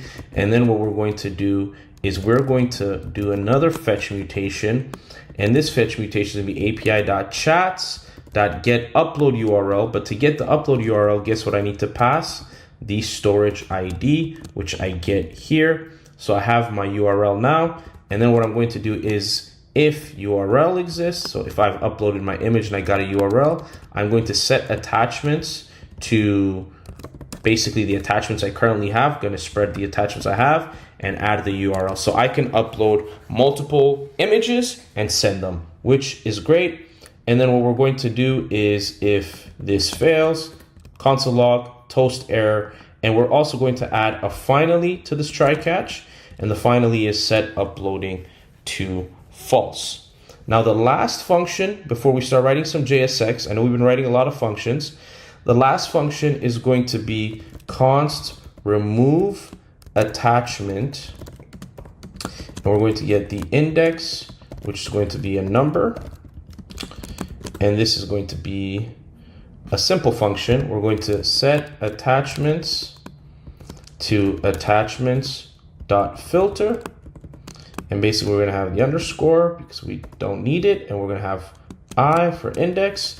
And we're going to check if the index doesn't match the past index. And this is going to help us with removing attachments. And why is this giving me an error? Oh, I have too many equals. Okay, and that should work. So now we have all our functions. What we now are going to write is our JSX. So let's get started. So we're gonna have our brackets here. We're gonna have a div, class name, background muted, dark background. We're gonna have a custom background. It's gonna be 202C33, perfect. And then we're going to map, we're gonna check our attachments dot length. And if this is greater than 0, if it's greater than 0, that means there's attachments that have been uploaded. And if that's the case, we want to render some JSX. We're going to do we're going to do a div, not self-closing. We're going to have a class name. Class name is going to be p2 flex, gap2 flex wrap, border b, border. We're going to do dark border, and this is going to be custom color 313D45. Perfect. And then we're going to map over attachments. And we're going to get the URL and the index, perfect. And then we're going to render some JSX. And this, what we're going to render is we're going to get the div first. We're going to get a div first. Of course, this is a map. We have to get our key. And the key that we're going to pass is the index. We're going to pass the index, and then we're going to have a class name, relative group. And then in between this div, we're going to have an image, self-closing tag, great. And this image essentially is going to have a source, and the source we're going to get from URL, perfect. And then alt we can just have as attachment. Oops, spelled that wrong. Attachment, and then we're gonna have a class name of height 20, width 20, object, cover, rounded, medium, perfect. And then we're gonna have a button, and this button is going to be, we're going to have X, which is going to be an icon from Lucid React. We're gonna do class name, height 4, width 4, text white. This is basically when you want to remove the attachments, you click on this X button, and this X button is going to have an on click, and the on click is basically going to be remove attachments. We're going to call the remove attachments function, and we're just going to pass the index, right? And then we're going to have a class name, so we can position this well, not over there. Within the tag, we're going to do class name absolute minus top 2 minus right 2, background red 500, rounded full, P1, opacity 0, group hover, and it's going to be opacity 100, transition opacity. All right, we're going to save that. So our image is good, our button is good, our div should be good. And then let's see what is causing this error. And that's because we're missing a bracket here. If we save that, that works fine and dandy. Okay, so we have our attachments that are going to be properly rendered when we've uploaded them, and we have the power to remove them. Now we're going to work on the form, right? The form where we can submit our messages. So we're going to do on submit, and in this on submit, we're going to do handle submit and pass an on submit function. Perfect. And then we're going to do class name, background muted, dark background. We're going to do 202C33. We're going to do P4, flex, items center, and then we're going to do space X2. And then under here, we're going to do a div, class name relative, and then we're going to do a label here. And this label is going to have HTML4. We're going to say file upload. Perfect. And then we're going to have a class name. Now, this one's going to be a long one. It's going to be cursor pointer, inline flex, item center, always spelling center wrong, justify center, rounded, MD, text small, font medium, and then we'll have a new line here.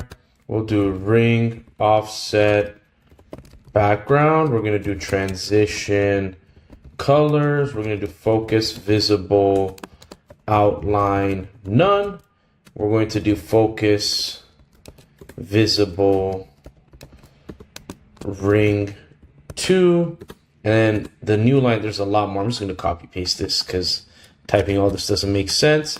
This is all, let me save that here. This is all Tailwind. So you can see this is going to be for the upload. And then in between the label, we're going to have a paper clip icon. And that's going to be from Lucid React. And we're going to have this width 5, height 5. Great. Now the on submit's giving me error. And let me check what the issue is. The reason I'm getting this type error is because here in the use form, I should pass the form inputs type. And then if I hit save, adding this fixes the on submit type. So we're good to go. All right, let's keep on going. So underneath the paper clip, we are now going to add, well, underneath this div, we're going to add our input, right? This is going to be our chat input, and self-closing tag. This is going to be so we're going to do spread operator register, and we're going to register message. Now this, again, this is from React Hook form, right? This is how you handle forms. And then for placeholder, this is going to be conditionally, like our placeholder is going to be based on a condition. If uploading is true, then it's going to be uploading. But if is listening is true, then it's going to say listening. And if none of these are true, it's going to say type, let me add semicolon, type message. Perfect, right? Okay, placeholder is good. And then we're going to have some styles. So we're going to do class name flex1, background. We're going to do dark background, custom color, 2A3942, border none, placeholder text muted foreground. We're going to hit save there. Perfect. And then that's going to be our form. Now, if speech is supported, we're going to remember our state variable, speech supported. So if speech supported is true, we're going to have a button. This button's going to be from Shadcien, and this button's going to have the mic icon from Lucid React. And the class name for this, we're going to make this a bit bigger. We're going to do height 6 width 6. And we're also, I want this to be conditionally I want there to be conditional style. We're just going to do plus is listening. If it's listening is true, we're going to add animate a dash pulse. And then if not, we're not going to add anything, right? Perfectly fine. And then for the button, we're going to add type button. The variant is going to be ghost. The size is going to be an icon because we have an icon. And then the on click, we're going to toggle listening, right? Because it's going to be our mic icon. When we click it, we want it to toggle listening. And then we're going to have a class name with some conditional rendering. We're going to say transition colors. And we're going to check is listening true. If it is, we want text red 500. And if has mic is true, has mic permission is true. No, sorry, has mic permission is false. Then we're going to render text gray, I believe 400. And if not, we're just going to do nothing, right? So if it's listening, then text red 500. If my permissions, if the has mic permission is false, then gray. If none of these two, then that, right? Perfect. And then last but not least, we're going to have our submit button for our form. And this is going to use the send icon from Lucid React. This is going to be our standard width 5, height 5. Perfect. And we're going to do type submit because we want the form submission to be handled by this button. We're going to do size icon. And then we're going to do disabled, right? We want this button to be disabled when uploading is true or attachments. Let me spell attachments dot length and watch. Let me write this properly. Not sign watch messages. So basically what this does is, of course, I spelled attachments wrong. And do I have an extra curly brace? I actually don't need this. Perfect. And then watch message. It's not messages, it's message. All right, perfect. So basically this is going to check if it's uploading, and if uploading is true, this should be disabled. And if there are no attachments and there's no message typed in, then it should be disabled, right? Meaning a user shouldn't be able to send an empty input. Like there should be something there to be sent. And this looks good. We seem to have everything that we need here. All right, let's click start chatting, loading, and then we click here. Perfect. Okay, some styling issues here, but let's type in mic, hit enter, that message sent, GG, it's sent. Let's add an attachment. Okay, my attachments are not working. That is good to know. Let me just refresh. Okay, attachments are not working. And then if I click microphone, I get the microphone access denied. I'll test the microphone in a second, but I want to see why attachments are not working. Okay, so let's go back and let's go to our paperclip right here. This is where our file upload should be happening. The reason why this doesn't work is because I forgot to write the input for this. Like, of course, it's just a label in the paperclip that exists. So we're going to write input. ID is going to be file-upload. And then the type is going to be what? File. We're going to accept image only, any type of image, but make sure it has to be an image. Class name is hidden. We don't see this input. And then on change is going to be handle image upload and disabled when uploading, right? So when is uploading is true, we should not be able to upload an image. So I'm going to hit save there. And if I click this, would you look at that? And I click on that, that image is uploaded. I can remove that. Let's say I wanted to send that image. Image uploaded, hit send. Perfect. So our messaging works, but the only thing is this chat is not supposed to be like this. So figured out. So the reason why this is happening is right here in the page.tsx under ID. I don't have a width full. So when I add width full, you're going to see that this fills the space. Now, you can obviously see that there is this space between the chat, like the form chat, and the messaging, the message app. And it's not supposed to be like that, because you're going to see it is right at the bottom. And that's because we're missing a header. So if we go back to our code, we don't have a header here. And the reason why we need a header is obviously for the space to be filled, but also for us to be able to delete a chat, right? That functionality will be in the header. And if you guys remember correctly, back in our chat layout, and if we go to chat layout wrapper, we were supposed to have a header that we commented out but never worked on. So we're going to uncomment this. I don't think we've even created the file. We haven't. So under components, we're going to create header.tsx.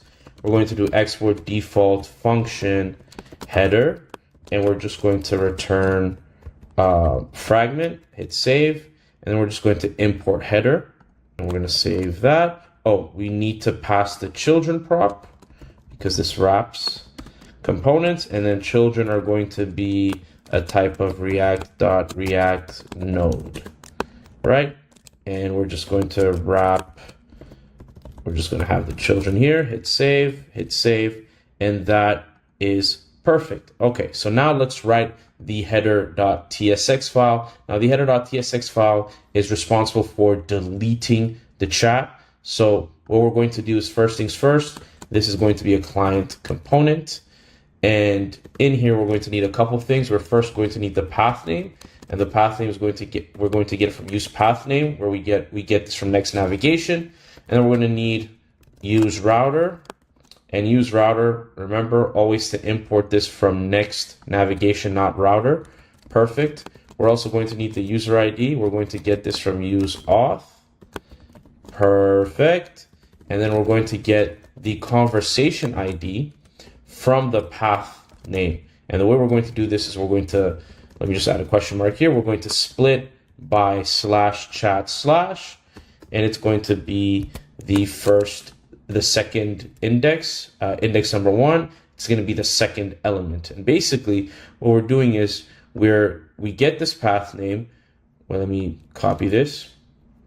What this does is it gets the path name, and then this split turns this into an element in an array, right? And this turns this into an element in an array as well. So now you have an array with /chat/ and then the conversation ID, and we're getting the conversation ID.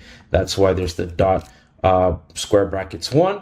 So we get the conversation ID, and then we want to do show delete alert, which is going to be a state that's going to track whether the modal is going to be open or not, whether the alert's going to be open or not. So we're going to do use state, and the default for this is going to be false. Let me import this. And then what we're going to do is we're going to track if this is being deleted.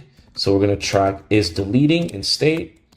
What we're going to do is deleting, and this is going to be Boolean, default being false. All right. And then we're just going to do false. All right, we have our state. Now we're going to need to get our delete mutation, and we're going to do const delete conversation equals to use mutation, make sure it's imported, API, make sure it's imported, chats.delete conversation. Perfect. And then what we're going to do is we're going to write our handle delete function. So we're going to say handle delete, async operation. This is an arrow function. And first we're going to check if there's a conversation ID or if there's a user ID. If none of these exist, then this needs to, return. And then we're going to do try catch. And we're going to first set is deleting to true, because deletion is started if we've entered this try block. And then basically we're going to await delete conversation, which is the mutation we wrote. And we're going to pass the user ID, which we get from clerk. And then we're going to pass the conversation ID, right? And we're going to pass this as ID conversations. This is how convex wants us to send this. And then we're going to import that. So we have our mutation done. And then we're going to do toast.success. We're going to see chat deleted successfully. And we're going to import toast from Sonar. Perfect. And then we're going to push the user to the chat page because the messages have been deleted. And then I'm just going to copy paste the catch and finally. It's going to toast error, console error, and then finally is going to set is deleted to false, show delete alert to false, which is what we want. Now, that being said, we're going to start writing some JSX. So let's get it here. So we're going to do a div first, class name flex1, flex call with full. And then we're going to do another div. We're going to do class name background muted. We're going to do dark custom color 202C33. We're going to do padding 4, flex justify between items center border. We're going to do a dark border custom color 313D4 Perfect. And we're going to do div class name flex justify end with full and space x2. Perfect. And next what we're going to use is we're going to use chatcn UI's drop down menu, right? So we're going to use the drop down menu, and I'm just going to copy the simple example here. So I'm going to copy the imports, paste this here, and then I've already installed the dropdown, so that's perfect. And I'm just going to copy this example code. We're going to place this in here. And what we're going to do is the trigger is going to have ask child. And the reason the trigger is going to be, we're going to add ask child prop to the dropdown menu trigger is because I'm going to have a button. And if I have a button within the dropdown menu trigger or any of the triggers in chatcn UI, you have to add ask child or it's going to cause a hydration error. So I'm going to do variant ghost, size icon. All right, perfect. And then we're going to add the more vertical icon from Lucid React. And the class name for this, the styling for this is going to be width 5, height 5, our standard sizing. And then for drop-down menu content, we're going to do align end. Perfect. And then what we're going to do is we're just going to have one drop-down item. I'm going to delete all this. And that item is going to be delete chat. And we're going to have an on click on that item. And that on click is going to be set show delete alert. And we're going to set this to true. Perfect. And then we're also going to have class name where the text is going to be red 500 and focus is going to be red 500 as well. Perfect. And now this dropdown is going to spring up an alert. So what we're going to do is we're going to go to chatcn and search alert dialog. We're going to copy these imports over, make our life easy. I'm just going to paste this underneath. And we haven't installed the package, so we're going to do npx chatcn add alert dialog. I believe that's what it is. Yep.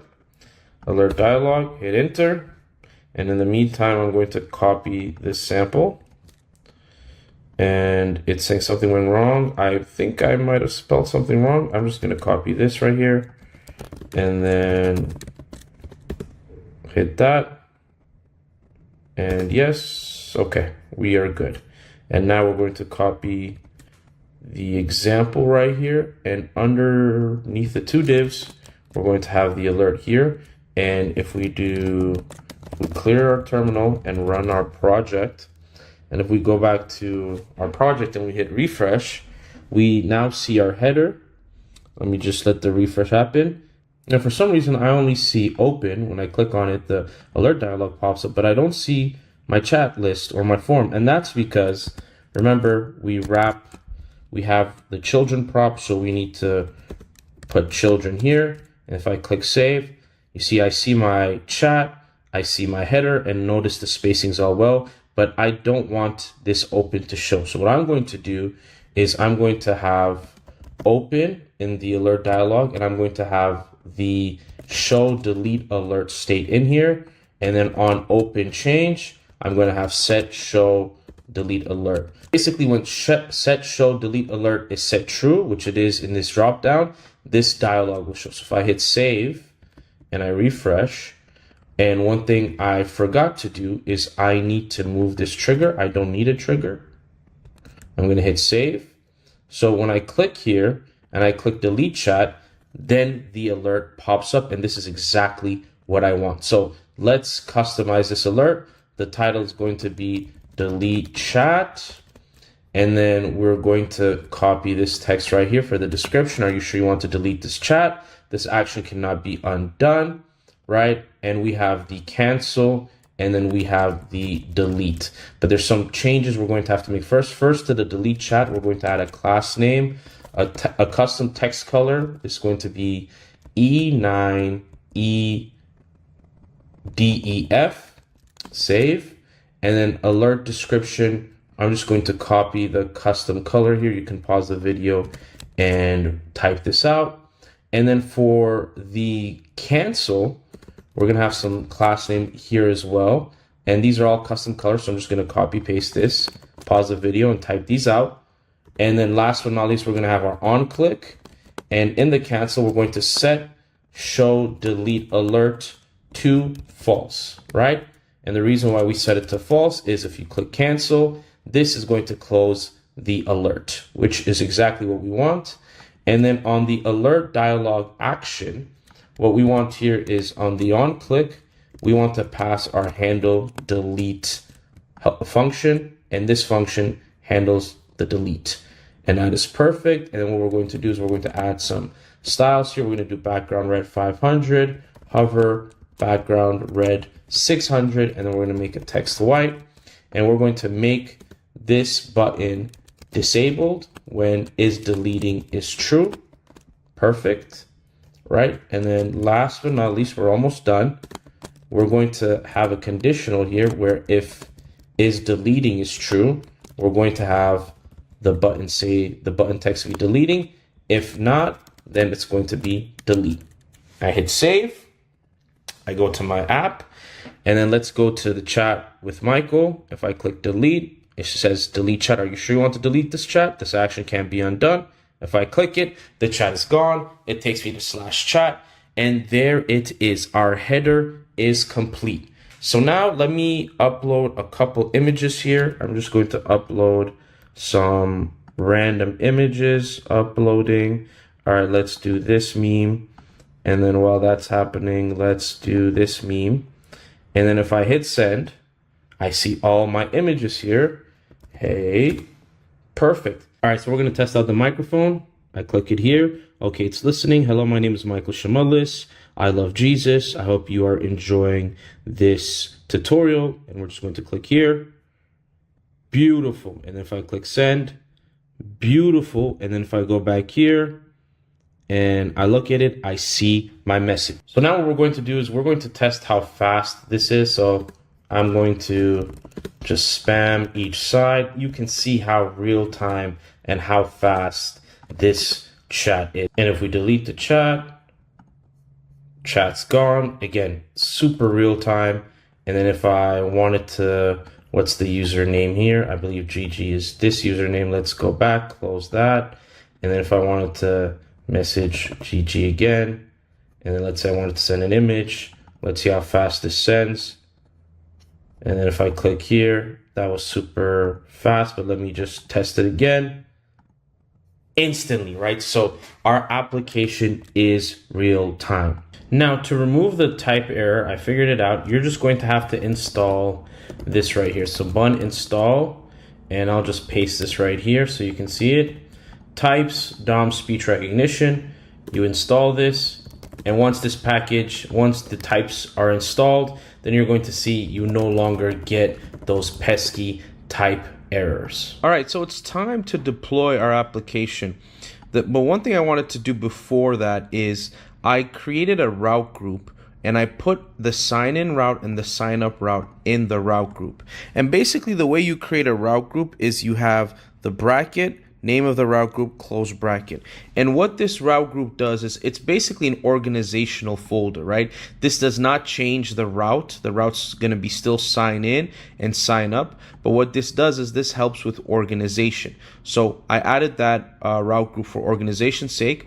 And another change I made both in the sign in and the sign up route is I added this div right here. So div class name flex, flex call, justify center, item center, width full with a margin top of 4 rem. This just centers the sign in and the sign up components from clerk Next.js. Two more things we're going to do. I want you to go to form.tsx, and in form.tsx in the form component, we're going to change this class name, and I'm just going to paste this here.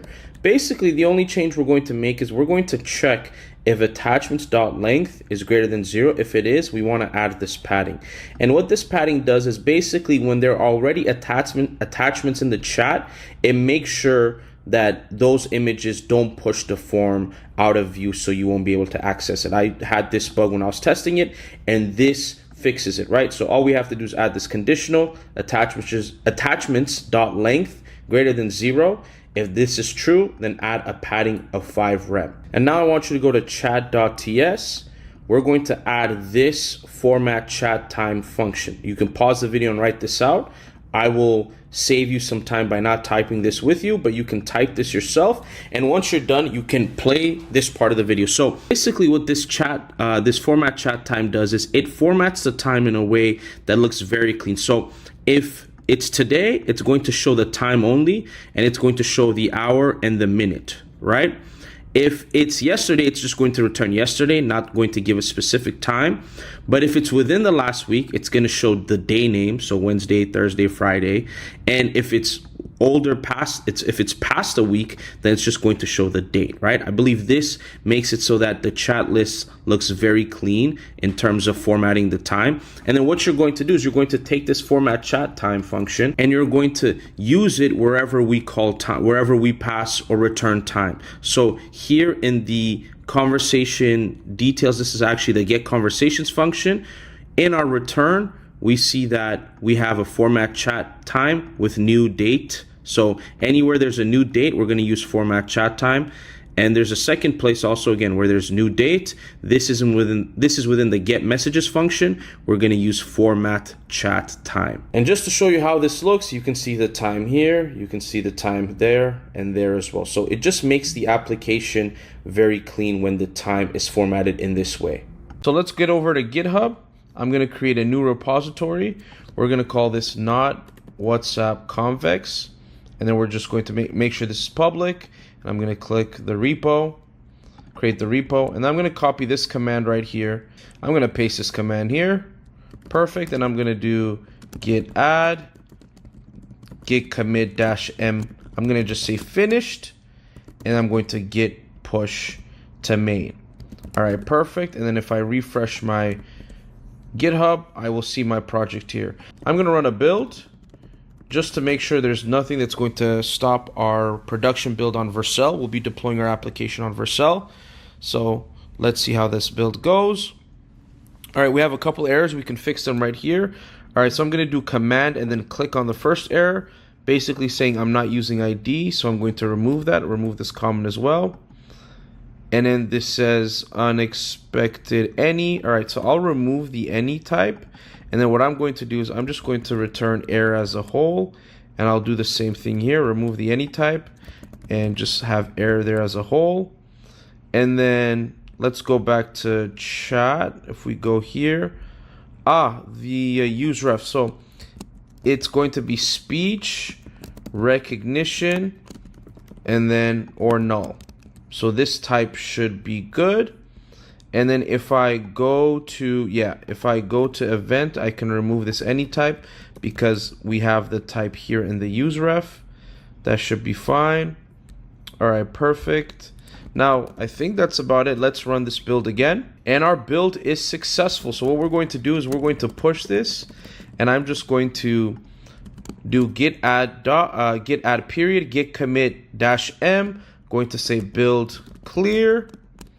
And then I'm just going to push this to set upstream origin main. All right, we're going to clear this. If we refresh our GitHub, you're going to see build clear. Now we're going to go to vercel.com. I'm pretty sure you have an account if you're subscribed to this channel. I'm going to click on add a new project. We're going to import not WhatsApp convex. Click import. Now there's two things we're going to change. First, we're going to change the build and output settings. We're going to change this to be bun run build.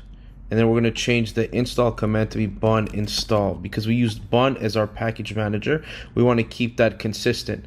And then for our environment variables, we're going to go back to our project. We're going to go to .env.local.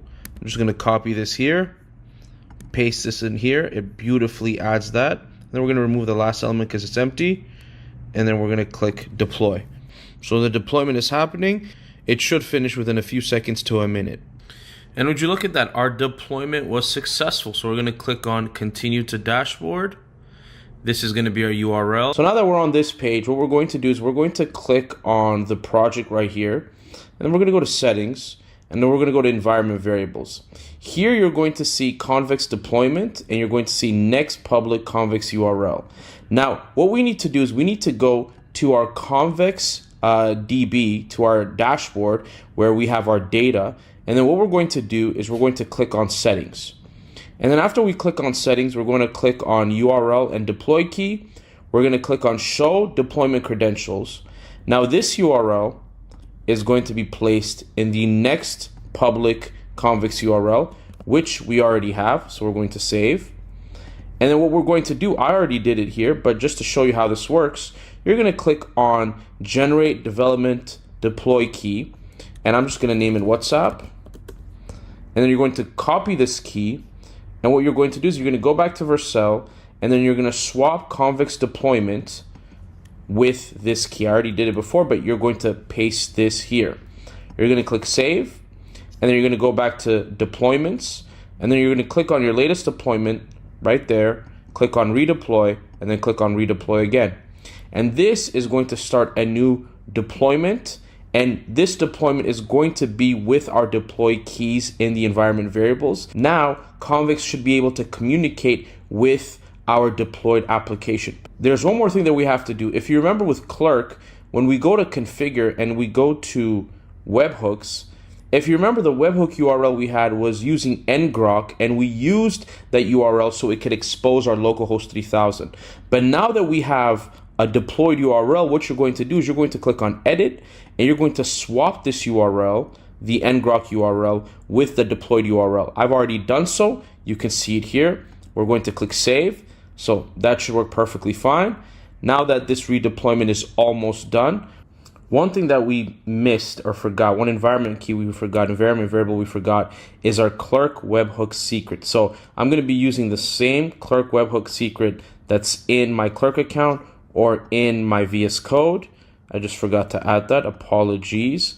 So what we're going to do is we're going to click save here. And once you've added a new environment variable, you're going to have to redeploy again. So let's redeploy this and we'll test our application. So now that we have our signing secret placed in, if we click send example here, we should see succeeded here. So our webhook works. And if we go to our DB, we go to data, we go to users, we see the two example users that I tested with. So I'm just going to delete this. And then if I go back to my application, I see that everything works perfectly. As a final check, we are going to play with our application. So I'm going to say Mike, and then let's see if I'm messaging the right person. Okay, this is the right person, GG. Hi. As you can see, the chat is so real time, it's so fast, and this is all thanks to convex. Congrats, you made it to the end. I'm so proud of you. You finished what you started, you built this WhatsApp clone with me, and you now know how to use Next.js, convex, and clerk together. Some great skills to have.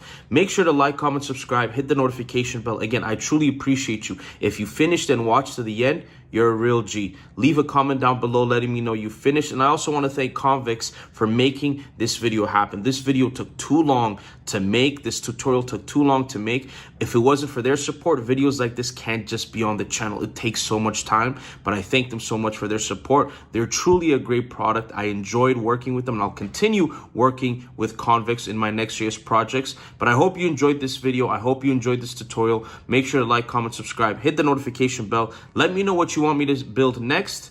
And until then, I'll see you in the next one. Peace.